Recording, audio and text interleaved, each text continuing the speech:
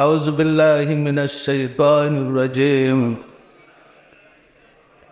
بسم الله الرحمن الرحيم أستغفر الله ربي من كل ذنب وأتوب إليه আয় আল্লাহ জীবনভর নফসের খাহেশে শয়তানের ফেরেবে যত প্রকার গুনাহ করিয়াছে সমস্ত গুনাহ হইতে তোমার নিকট তওবা করিতেছে।